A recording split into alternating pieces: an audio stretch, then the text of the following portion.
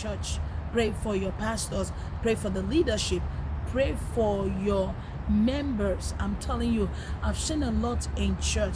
I've gone through a lot in church. Okay, yes. Before I used to fight for myself. I know, yes, I know myself. I'm not perfect, right? But I know, my flaws. I know where I make mistake. I'm that kind of person. I'm sociable, right? But I don't like people accusing me. I don't like people, I don't like people saying stuff that I don't do. I don't want you to say, the good part that I do in the secret. But I'm just telling you, if you can't compliment me, I always tell my husband, if you can't compliment me, don't condemn me, okay? So both of them work hand in hand. Before you condemn someone, or before you correct someone, let me use that word, before you correct, tell that person the good parts, the prep you have seen in that person, okay, before you be able to correct, so that when you're correcting that person, the person will know, this is not coming from the place of hate, this is coming from the place of love, okay? So yes, church is the best, is the safest place to belong. I'm telling you. I'm not saying, leaving your church if you're convinced or God is leading you to leave where you belong. It's okay. But I'm talking about, this is just general, advice to people that go to church. Don't come and tell me that, oh, going to Nigerian church is a scam, going to Nigerian church is not it. Look, yes, it may be handful, but I always tell people, day or day, okay, stay away from, trouble, serve God, do your part, and, keep it going, okay? Offense will come. Yes, if somebody offends you, try as much as possible to forgive. Look, I used to fight for myself, like I said before, but now I have learned to pray for that person. Okay, the person is yielding to the devil, for the devil to use him or her. Pray for that person. It's not easy. It's hurting. I'm telling you, it's hurting, especially when you are accused of doing stuff that you did not do, or somebody goes to spread rumor against you. I've learned to, if I can confront, I'm that kind of person. I will confront. Confrontation, some people think is gonna bring fights. No, it's good we sit down and talk it out. When we talk it out, it gives us room to be able to forgive, and it eases, the hurt. It eases, the weight that you've been, the burden that you've been carrying. Okay, so church people, whenever anybody hurts you or offends you, let's find a way to talk about it. Let's bring that person one-on-one and talk about, what you did, I think you did to me. Maybe the person, did what you think he or she did out of, ignorance, or the person didn't even know that, he said something that is hurting you. So let's try as much as possible to talk about it and let go, okay? And let God, let go, let God, okay? Let God handle it. Okay, so I have come to this point, in my life, that I cannot hold anybody so tight in my heart.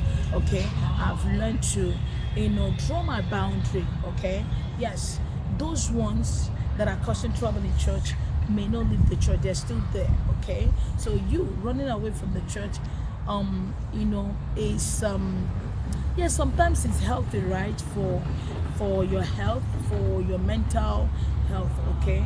So, but if you still love that church, you want to belong, it's just to forgive.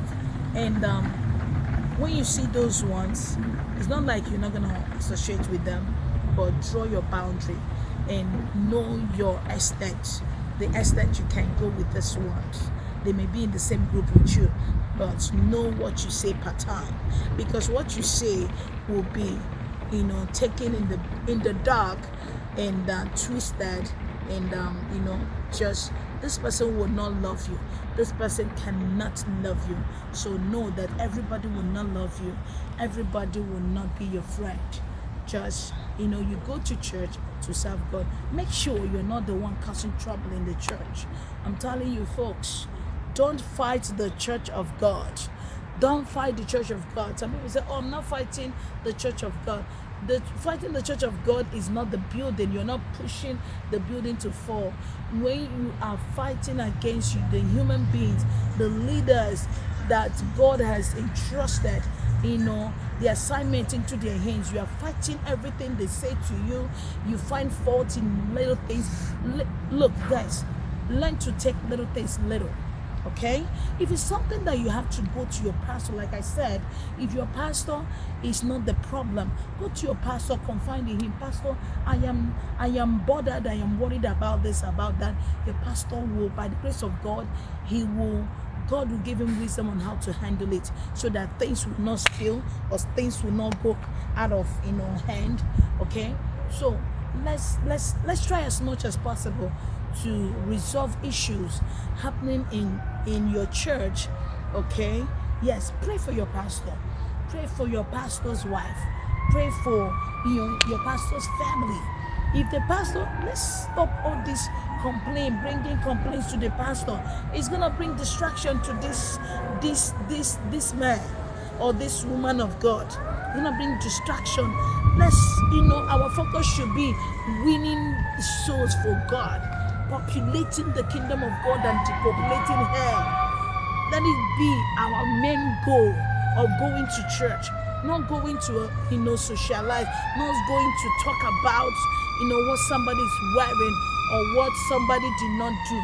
Mind your business in church. Someone called me, someone who was moving from Nigeria to this place, said, oh, Chidinma, I plan, when I come to America, I will not go to Nigerian church. I laughed. She was like, oh, why are you laughing? She said, oh, I've heard so much that Nigerian churches are so, so much drama in there. I said, well, tell me where there is no drama. Drama is everywhere. Even that place that you think they are paying you, $100 per hour, there are dramas, more dramas. Okay, but learn how to stay away from those dramas. Mind your business, do your part, and keep it going. I told her, I said, Nigerian churches, like when I came to America, the first church, in fact, all the churches I've attended since I came to America, have been Nigerian churches, and they really helped me from beginning. It was Nigerian church. I got to meet people that went out of their way to help me. I'm telling you, you need the gift of men, and Nigerian churches will help you. They will help you. You will see people that are